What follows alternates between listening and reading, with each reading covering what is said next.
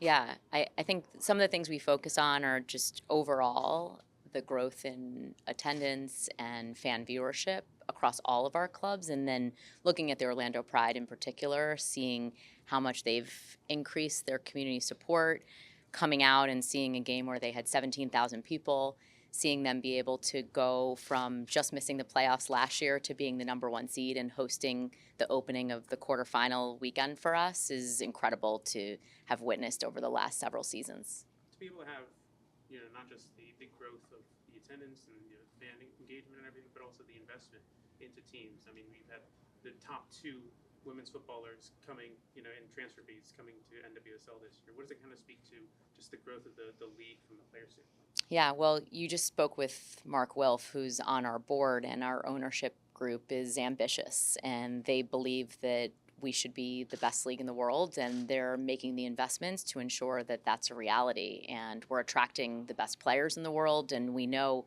that the best players in the world are not exclusive to just the U.S. women's national team, and watching the international players choose to come to the NWSL, and we think that's only going to increase and continue with the new collective bargaining agreement. We're really proud of being a leader in how we think about the agency with which players will be able to think about where they play and ensure that we remove all artificial barriers to make sure we have the best players in the world in the National Women's Soccer League.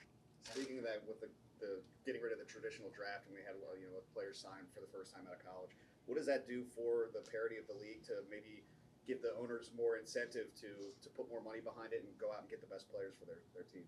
I think given where we are right now, we know that we're at this transformative moment in women's sports and that we have decades to catch up with in terms of investing in the types of training environments that will make players be able to perform at their best. And we believe that this type of a market and the system that had served men's leagues didn't serve our interests for where we wanted to be. And we knew that because the kind of growth we've experienced over the last just 2 seasons is what has taken some of the top men's leagues in this country 20 years to achieve. And so there's a lot of urgency to our growth, and we're very ambitious with our objectives. And we believe that this is going to ensure that all of our teams are making strategic, smart investments to build a long-term sustainable business.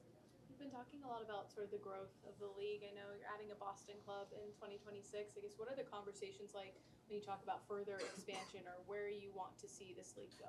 Well, we're in the process of selling Team 16, which will be the sister club to Boston joining the NWSL in the 2026 season. And the criteria under which we make that decision will be thinking about it through the lens of our most important priorities, which is our ownership and our facilities. We know that the growth we've experienced over the last 2 years really starts with the fact that we've brought in some of the best owners in professional sports and that they have a long-term lens on how they think about this investment and really do make investment decisions as if it is an important community asset. And so we've been fortunate to have a really competitive expansion process and have essentially our pick of different ownership groups and markets. And so we're able to look at it through that lens and also able to look at it through the lens of the facilities and making sure that we have stadiums and purpose-built training facilities that can support the growth of the league.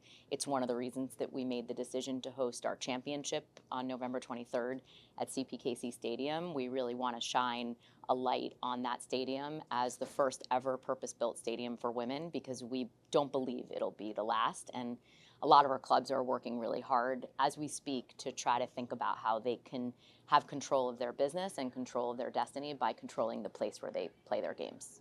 Commissioner, what are you most looking forward to tonight, being here in person? What are you most looking forward to? I've become a huge women's soccer fan. I'm looking forward to watching these teams compete.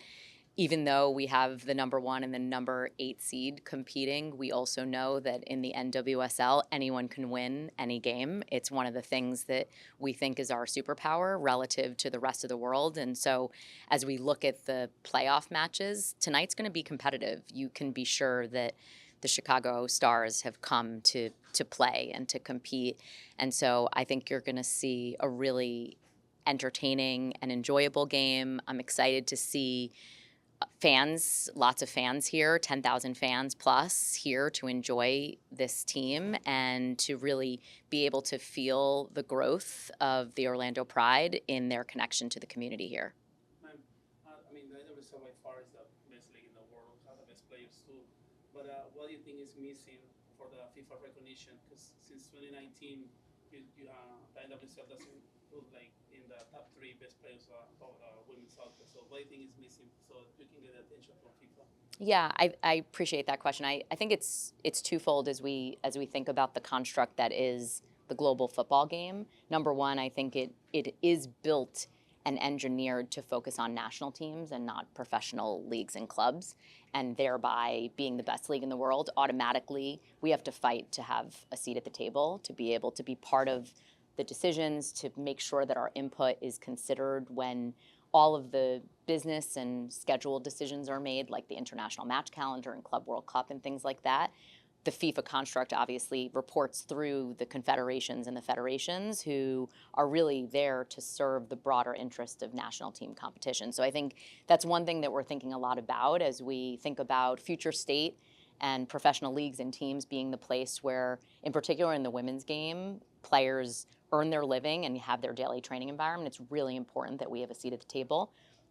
I think it's also true that through the lens of the global game of football, it has been men's football that has driven all of the growth historically across the globe. Obviously here in the US, we have a bit of a different positioning as we think about the women's game. And so have a lot of conversations about how we infiltrate the European space, which really does seem to have an outsized influence and voice in all of those namings. You know, I, of course, watched the Ballon d'Or namings of the players that were recognized, and so proud of our player representation who were there. And of course, we think there are a lot of other players that should have been on that finalist list. And so, you know, it's incumbent upon us to make sure that we're doing the things that give our game the exposure globally. One of the things we're doing is making sure our games can be watched in every country. And this playoffs, we will have record distribution internationally for free in almost every market in the country. And we think that visibility of our game will help people to recognize that our players are the best in the world, and so that we can get those types of recognitions from FIFA and other media outlets. What's been the benefit of the league's partnership with Liga MX Femenil, and sort of how do you envision the Summer Cup moving forward? Yeah, you know, I think as we think about, it's sort of related to that question, because as we think about CONCACAF and the two most professionalized leagues in our region, we think it's really important that we work closely with Liga MX Femenil.